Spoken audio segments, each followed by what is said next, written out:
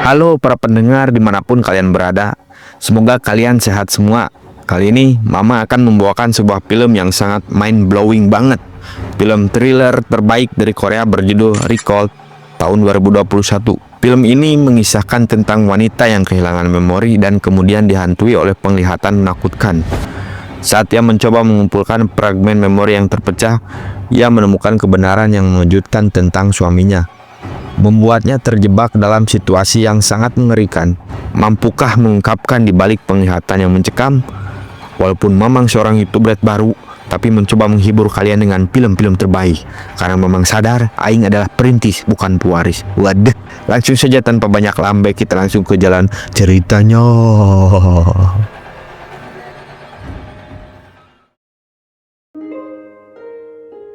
Film dimulai dengan latar belakang rumah sakit. Seorang wanita bernama Sujin terbaring terluka akibat insiden. Suaminya yang bernama Jihun, kita sebut saja Tatang ya, supaya namanya tidak pahili. Tatang meratapi nasib menangisi Sujin yang kini sudah mulai siuman. Sayangnya, sang istri bangun dengan kondisi amnesia. Dan Tatang sebagai suami yang baik, ia mulai membantu memulihkan memori Sujin dengan segala hal. Setelah sedikit membaik, mereka pulang ke apartemen miliknya. Karena barang-barang mereka sangat loba, si Tatang masuk duluan dan Sujin menyusulnya. Namun di sini, listrik padam. Kemudian Sujin pingsan karena takut dengan kegelapan. Setelah lampu lip kembali hurung, si Tatang kaget melihat istrinya dan langsung menggendongnya. Terbangun, Sujin bingung dengan apa yang barusan terjadi. Rupanya mereka telah sampai di apartemen mereka. Kemudian terlihatlah sebuah lukisan wayang di tembok. Lukisan sebuah tempat di Kanada yang seingat Sujin dia akan pindah ke sana. Tatang lalu menjelaskan bahwa niat pindah itu dulu adalah keinginan Sujin dan Tatang akan membantu semua persiapannya. Lanjut, keesokan harinya matahari pun mencorong. Tatang mengurus surat-surat untuk pindah ke negara Kanada. Ia meminta segera, tapi ketika petugas bertanya alasan Tatang pindah, dia diam sesaat. Scene pindah ke lift. Sujin bertemu dengan seorang anak kecil. Sebagai orang dewasa, Sujin bersikap ramah. Namun kesan anak kecil itu seperti ketakutan. Nah, ketika mencoba menutup sleting kantong budak eta, tiba-tiba bayangan muncul di kepala Sujin. Ia melihat anak kecil itu akan kecelakaan. Awalnya Sujin menduga itu cuma firasat buruk atau efek obat saja. Namun ketika keluar apartemen, ia melihat anak tadi percis dengan apa yang ada di bayangannya.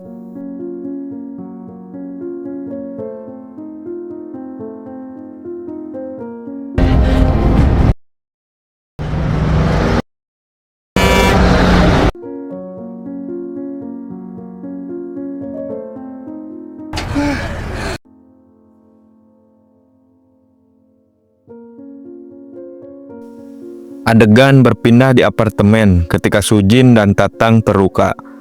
Kemudian Sujin merasakan kepalanya pusing. Lalu Tatang memberikan dia obat untuk Sujin beristirahat. Di sini keanehan Tatang mulai muncul. Ia pergi ketika Sujin sedang tidur. Hari berikutnya, dua polisi datang ke sebuah proyek bangunan yang belum selesai. Proyek ini disebut Dream Town. Mereka bertugas kasus menyelidiki hilangnya barang-barang di proyek. Karena proyek tersebut bangkrut 6 bulan lalu dan pihak bank menyita semuanya. Sang manajer proyek, sebut saja namanya Shiheru, menjelaskan bahwa proyek itu akan dihancurkan. Dan kedua polisi meminta semua nama yang terlibat kepada Shiheru. Sementara itu, Sujin sedang menggambar, tapi tiba-tiba dia kaget, jari tengahnya tidak bisa digerakkan. Kemudian ia melihat si anak kecil itu lagi. Lalu Sujin mengejarnya, memastikan si anak itu baik-baik saja. Anak itu ketakutan dan pergi, tapi kemampuan Sujin di sini aktif lagi. Dia bisa membaca akan terjadi lagi bencana. Sebuah bencana ledakan kompor pada si anak itu. Sementara itu, Sujin menghubungi Tatang. Dia ingin pergi ke dokter untuk konsultasi. Dan kebakaran kompor pun terjadi. Setiba di rumah sakit, dokter mengatakan ada banyak pasien yang seperti Sujin. betapa kecelakaan, kemudian halusinasi, dijapu, dan cedera otak. Opini dokter itu tidak bisa diterima Sujin. Ia meninggalkan tempat itu dan diudag oleh Tatang. Ia menyimpulkan bahwa Sujin butuh istirahat lebih. 어쩌면 내가 막을 수도 있었다. 제발! Demi menenangkan bebatoknya, mereka berdua memutuskan untuk pergi ke pantai. Dia berucap ingin berenang tapi tidak bisa. Namun Tatang memberikan dia semangat bahwa dia dulu jago sekali berenang, atlet merenah. Menikmati air, Sujin sampai memejamkan mata sambil mengambang. Namun tiba-tiba bayangan buruk terjadi lagi. Ketika Sujin terbangun, ia sudah ada di apartemennya dengan sarapan plus obat yang sudah dihidangkan oleh si Tatang.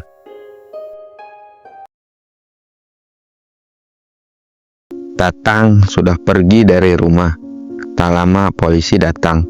Mereka mendapat laporan dari rumah sakit jika Sujin sudah memar sebelum insiden terjadi. Polisi juga menanyakan apakah suami Sujin suka temperamen atau tidak. Nah, suami Sujin ini terlibat dalam proyek Dream Town yang tadi. Sujin hanya menjawab, "Ya, nanti saya laporkan ke polisi jika suami saya kasar." Lalu ketika pulang, polisi melihat foto Sujin dan suaminya ini terbalik. Kemudian, saat di lift, ia berpapasan dengan seorang gadis cantik. Di sini Sujin melihat lagi bahwa gadis itu akan disiksa oleh seseorang. Sujin cukup kaget. Ia mencoba menahan si gadis untuk tidak masuk ke apartemennya. Sujin mencoba menjelaskan tapi ayahnya memanggil. Di sini Sujin jadi tahu yang melakukan kekerasan adalah ayahnya sendiri. 5 menit kemudian, si gadis keluar dari apartemen dan Sujin mengikutinya. Perjalanannya cukup jauh sampai ia kehilangan jejak. Kemudian ada seseorang yang memanggil Sujin dari belakang. Ternyata itu teman dia sepekerjaan dulu. Sebut saja namanya Nopi. Kemudian Nopi membawa Sujin ke dalam sebuah ruangan yang seperti TK. Sujin lalu berterus terang bahwa dia alami amnesia. Nopi mencoba membantu ingatan Sujin bahwa sebelumnya dia adalah seorang guru TK pelukis. 존댓말 좀 그만 써. Dari sini Sujin dapat kesimpulan bahwa suaminya sering berbohong, cemburuan, dan penuh tanda tanya. Nopi akan mengirimkan barang-barang milik Sujin yang tertinggal ke apartemennya. Di sana Sujin menemukan sebuah alamat dari sebuah kartu plus nama suaminya dengan CEO. Ia segera pergi ke alamat tersebut, namun ternyata sudah tersegel. Kemudian satpam di sana berkata bahwa tempat itu sudah disita bank 6 bulan yang lalu karena bangkrut, dan juga seorang pria rutin mengambil barang-barang yang ada dari tempat itu. Sujin semakin bingung. Lalu suara telepon berbunyi, ternyata itu HP Sujin. Tatang yang sudah sampai rumah menelponnya, kemudian ia melihat ada kartu polisi di apartemennya. Kekhawatiran Tatang berlanjut. Ketika Sujin sudah sampai rumah, Sujin juga menduga keinginan mereka ke Kanada karena sebenarnya si Tatang mengalami kebangkrutan.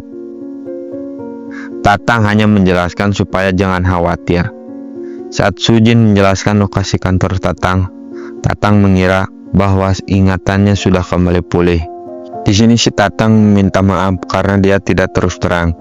Ia juga membeberkan bahwa lukisan yang danau Kanada itu buatan Sujin. Kemudian Sujin sangat kecewa. Ia mengira hilang ingatannya pun pasti gara-gara si Tatang. 뭐가 현실인지 모르겠어. Saat tengah malam, Sujin bangun mengendap-endap. Si Tatang masih nyaring di sini. Besoknya, kedua polisi sedang mengecek CCTV tak sengaja dari dalam mobil mereka, mengenali suami Sujin yang ada di lokasi TKP. Dan di waktu yang sama, Tatang datang ke sebuah apartemen yang acak-acakan, lalu mengambil paspor Sujin untuk persyaratan ke Kanada. Sementara itu Sujin sedang melihat box barang-barangnya ketika jadi guru pelukis. Ia sangat terkejut ada pria lain yang berfoto bersamanya. Dia mengira dia suami yang asli. Di sini Sujin mulai berpikir ada yang aneh dalam rumah tangganya. Tatang juga sekarang mulai menyadap Sujin melalui HP Mitonya. Ia mengetahui posisi Sujin yang masih di apartemen.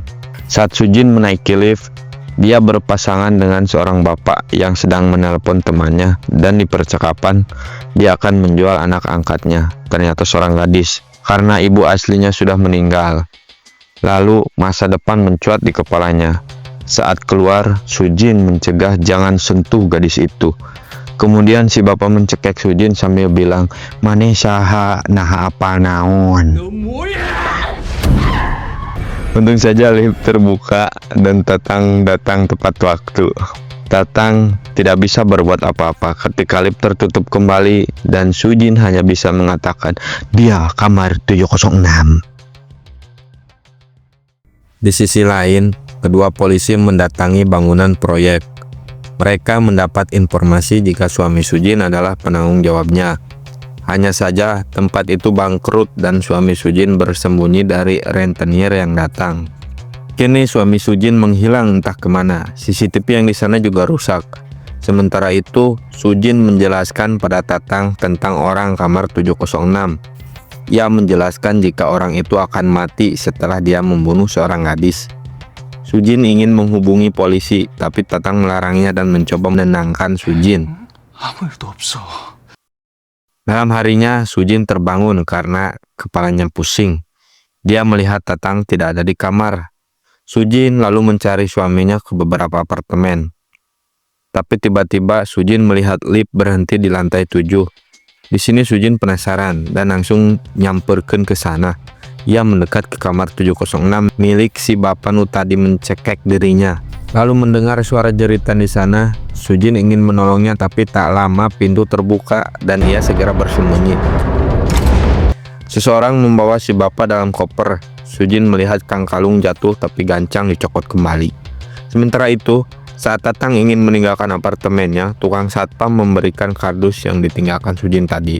Sambil melihat koper yang ditaruh di belakang, nah, tina kardus ieu datang sebuah fakta. Tatang jadi tahu bahwa Sujin kemungkinan sudah melihat foto-foto tersebut. Seorang pria yang bersama Sujin. Hari berlanjut, Tatang menyiapkan makan dengan penuh perhatian. Kemudian Sujin mempertanyakan, "Kemana kamu pergi semalam?" Tatang hanya menjawab jika semalam ia tidak pergi kemana-mana. 괜찮아? Setelah makan, Sujin lalu mendatangi Nopi. Ia bercerita tentang keanehannya selama ini. Terus Nopi sangat khawatir jika Sujin disiksa lagi sama suaminya. 그런 거 아니지? Karena sebelumnya Sujin sering disiksa suaminya. Sebelum insiden kecelakaan terjadi, Sujin sempat curhat ke Nopi karena tidak tahan dengan KDRT suaminya. Menurut suaminya, Sujin berselingkuh dengan pria lain, tapi Nopi masih tidak tahu persisnya. 나도 모르겠는데 Setelah mendengar penjelasan Nopi, Sujin mendatangi pos Hansip untuk mengambil barang yang jatuh di lift kemarin. Si Hansip bilang bahwa kardus sudah diberikan kepada Tatang sekitar jam 2 pagi lah, dan juga dia melihat suaminya membawa koper besar. Saya kira dia ingin pindah, tutur si Hansip. Sujin curiga dan langsung cek isi rumah dan menemukan aksesoris yang rag-rag semalam itu. Sujin menduga bahwa Tatang yang membunuh pria di kamar 706. Tatang yang mengurus kepindahan di Kanada mengetahui Sujin di kantor polisi dari HP Mito-nya. Tatang di sini langsung nyak. Sujin menjelaskan jika dia melihat pembunuhan di kamar 706. Pria yang dibunuh ini yang melukai gadis di mimpi buruknya. Sujin ingin memberikan sebuah bukti. Kalung yang jatuh, tapi di momen itu Tatang datang. Sujin lalu menjelaskan bahwa dialah orang yang membunuh pria di kamar 706. 당신이 그 집에서 나오는 거 내가 분명히 봤다고. Tatang lalu mengatakan bahwa Sujin hanya halusinasi seperti yang dokter katakan. Lalu polisi bertanya kenapa Tatang tahu Sujin ada di sini. Tatang menjawab bahwa ia melacak posisi ponsel Sujin setiap saat. Dan polisi ingin bukti lebih lanjut. Mereka OTW ke kamar 706 yang ternyata kosong. Polisi mengatakan bahwa kamar 706 tidak pernah dijual. Setelah itu mereka bubar. Tapi Sujin masih curiga ke Tatang. Di sini, Tatang merenyaho jika mereka akan pergi ke Kanada 2 hari lagi. Kemudian, Tatang memberikan obat dari dokter dan suruh beristirahat. 먼저 자고 있어. Tatang lalu pergi untuk mengurus hal lainnya, dan ternyata Sujin tidak meminum obatnya. Sehingga Sujin masih akan terus menyelidiki sendiri. Pada saat di lift, Sujin bertemu dengan seorang pria dan masa depannya kembali mencuat di kepalanya. Membuat Sujin mengikuti pria tersebut lalu dihajar seseorang dan sekarang dia tersenyum pada Sujin. Kemudian pria ini membawa Sujin ke apartemennya. Mempersilahkan Sujin masuk. Dia nampak cemas pada Sujin. Namun pria itu sangat terburu-buru lalu pergi. Kemudian masa depan mencuat lagi di kepala Sujin. Sujin mengatakan bahwa kamu akan terbunuh. Tapi si pria tidak peduli. Ditinggal sendiri, Sujin mencoba mencari fakta di sana. Pria tersebut ternyata Tatang yang asli. Ia adalah suami sah dari Sujin. Foto pernikahan yang dilihatnya kemudian dibandingkan dengan foto pernikahan Tatang yang palsu. Dan di sini bayangan Sujin semakin jelas bahwa Tatang palsulah yang membunuh Tatang yang asli. Ia lalu melihat ke kantor suaminya dan melihat ada poster bangunan di sana. Sujin menduga bahwa Tatang ada di tempat itu. Dan ia merasa bahwa akan dibunuh di tempat itu. Karena bisa membaca masa depan dalam bahaya, Sujin kemudian menelepon polisi yang sedang menyelidiki kasus Dreamtown. Yang kebetulan Bapak Heru yang jadi saksi malam itu melihat Tatang dengan topinya. Dia mengatakan kepada polisi, saya mengenali dia. Dan nama dia adalah Sunwo. Jadi selama ini Sunwo mengubah identitasnya menjadi Tatang. Sekarang polisi tahu siapa yang mereka cari selama ini. Kembali ke Sujin, Sujin masuk sendiri ke gedung dan melihat seseorang sedang menyeret jasad. Cukup ketakutan, dan yang menyeret jasad adalah Sunwo atau si suami palsunya. Sujin lompatan dan Sunwo mengejarnya. Kemudian Sujin bersembunyi dan Sunwo tidak menemukannya. 위험해, 빨리 나가야 돼. Di ruang yang remang-remang, itu Sunwo gagal menemukan Sujin. Sujin inisiatif mengambil pecahan batu berbentuk pisau ingin membunuh Sunwo. Tapi Sunwo tiba-tiba mengejutnya. Sujin lalu bertanya siapa Sunwo yang sebenarnya. 누구냐고! Sunwo hanya meminta Sujin untuk tenang. Suara mobil polisi sudah mulai terdengar. Sunwo mendekat tapi Sujin mundur. Sunwo kemudian mengingat bahwa mereka akan pergi ke Kanada. Sujin semakin ke belakang hampir tikosewon. Hingga akhirnya polisi datang menyelamatkan Sujin. Sujin menjelaskan pada polisi bahwa Sunwo sudah membunuh seseorang. 저 사람이 Tapi Sujin tidak mendapatkan bukti itu. Ia tampak menggila. Koper yang dibawa Sunwo ternyata selama ini isinya perkakas bangunan. Sujin sangat tertekan dan Sunwo hanya bilang jika Sujin berhalusinasi. Dengan perasaan frustasi, Sujin menghancurkan semen yang ada pakai palu. Kemudian Sunwo dan polisi menghentikannya. Sunwo ingin membawa Sujin pulang karena memang kondisinya sedang stres berat. Tapi akhirnya si polisi menghentikan mereka dan mengatakan jika Sunwo selama ini berpura-pura menjadi Tatang, bukan suami Sujin yang asli. Sunwo jugalah orang yang merusak CCTV di tempat itu. Kemudian polisi curiga. Ia mulai menghancurkan semen dan di sana muncullah tangan sebuah jasad yang jam tangannya sama dengan yang dipakai si Tatang di pernikahan suami Sujin. Polisi makin banyak dan ambulan datang. Sementara Sunwo diamankan ke polsek terdekat. Tapi di sini Sujin melihat seseorang yang sedang mengamati dirinya. Di kantor polisi, Sunwo menjelaskan semuanya. Bahwa ia adalah orang yang membunuh Tatang. Alasannya karena perusahaan bangkrut akibat uangnya dipakai judi. Mereka bertengkar hingga Tatang terbunuh oleh Sunwo. Dan alasannya datang ke proyek itu untuk mengambil jasad Tatang agar tidak ketahuan ketika bangunan itu dirobohkan. Di luar polisi juga memberikan alamat asli Sujin berharap ia akan mengingatnya.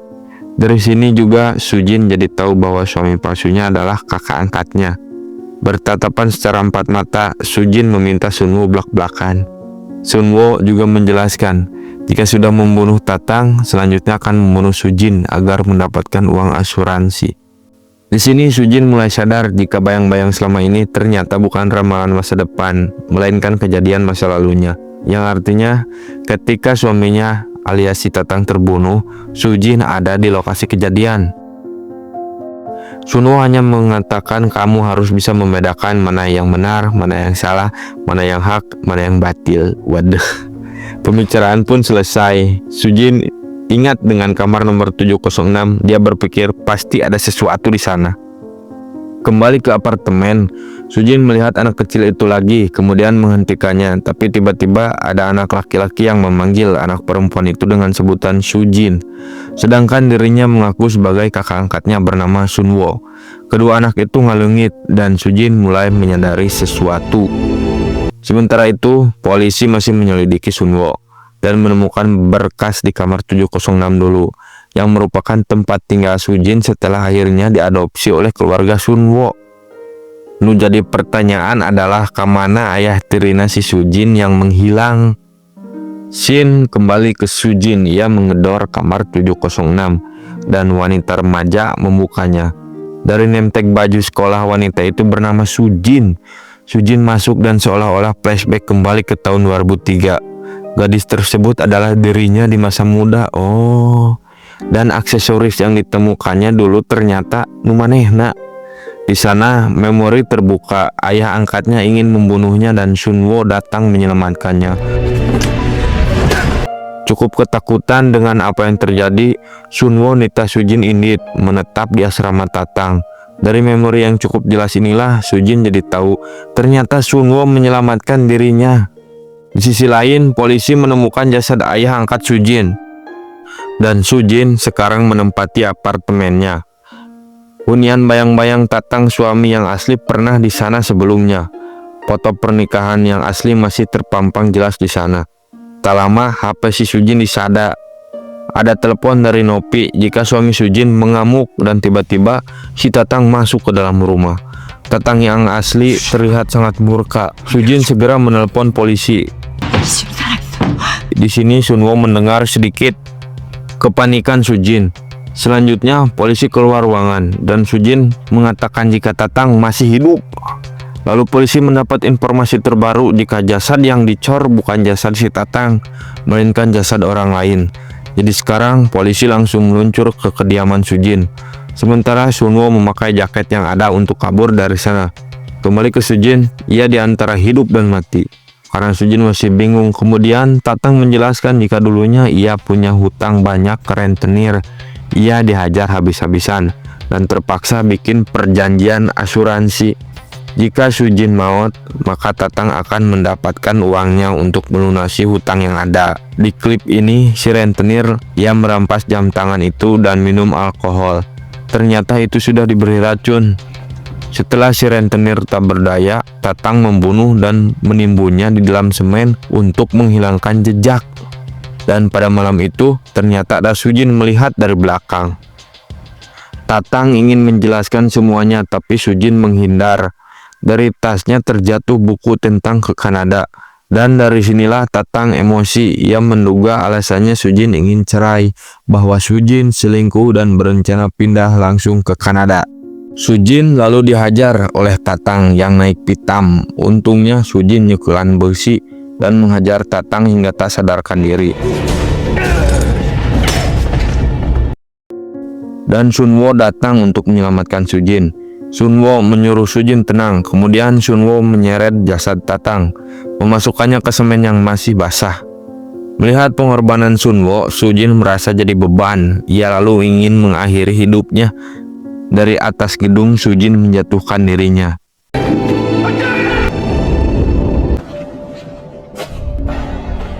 Naas Sunwo tidak bisa mencegahnya. Dan dari sanalah cerita hilang ingatannya berasal.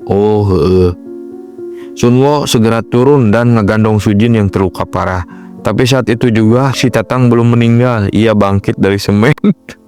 Dan dari kubur anjing, dari semen yuk. Kembali ke masa sekarang, ia akan membakar semuanya. Ia cemburu pada Sunwo, seorang kakak angkat Sujin yang seperti memiliki cinta besar untuk Sujin. Tatang ingin membunuh Sujin dengan rokoknya. Dia ngaduruk sakabeh nu aya di dinya dan mantog meninggalkan Sujin yang sudah tak berdaya. Untungnya Sunwo telah tiba mencoba menyelamatkan Sujin, namun dia ditusuk si Tatang sampai terluka parah. Tatang kemudian pergi. Sunwo jadi lemah tapi tetap masih ingin menyelamatkan Sujin. Para polisi juga sudah datang, telat boloho. Alarm kebakaran yang menyala membuat lift tidak bisa digunakan. Dan dari tangga mereka bertemu Tatang. Sempat terjadi perlawanan, tapi akhirnya Tatang bisa diamankan. Kembali ke Sunwo. Ia menerobos api yang semakin besar dengan terluka dan loba haseup nu mantak tepuguh tetempoan. Sunwo mencoba menyelamatkan Sujin, tapi mereka berdua terjebak setelah Sujin mengetahui jika Sunwo adalah kakak angkatnya, orang yang melindunginya, orang yang selalu ada untuknya. Sujin semakin merasa bersalah. Lalu dalam momen dramatis itu ia meminta maaf. 오빠 나 이제 다 기억나. Sunwo hanya minta bahwa Sujin harus berangkat ke Kanada dan di sana akan memulai kehidupan yang baru. 후회도 하지 말고. Ledakan pun terjadi. Singkatnya, polisi menemui Sujin yang berada di rumah sakit. Sujin menanyakan keberadaan Sunwo. Kemudian polisi menjelaskan, setelah melindungi Sujin, Sunwo terluka parah lalu meninggal akibat api yang menyambar. Mereka juga memberikan berkas dari kedutaan Kanada tentang alasan Sunwo ingin pindah ke Kanada. Dari sini kita melihat Sunwo ingin menepati janjinya. Karena dulu ketika Sujin dan Sunwo sedang pramuka, Sujin memberikan lukisan yang ia gambar sendiri, Danau Kanada, dan ia ingin ke sana dengan Sunwo hidup bahagia. Sujin menangis meratapi semua ingatannya. Terakhir, sebuah misteri foto pernikahan itu. Sunwo adalah satu-satunya perwakilan pihak keluarga yang ada di saat pernikahannya Sujin dan si Tatang. Di Korea, foto keluarga sebagai pria di kiri, karena kalau pria di kanan dia adalah pengantin. Selesai, tamat, ending yang sangat liar. Jujur mamang menempuh film dia nepi ka 3 kali bakat ku hayang paham alur ceritana. Terima kasih dan assalamualaikum.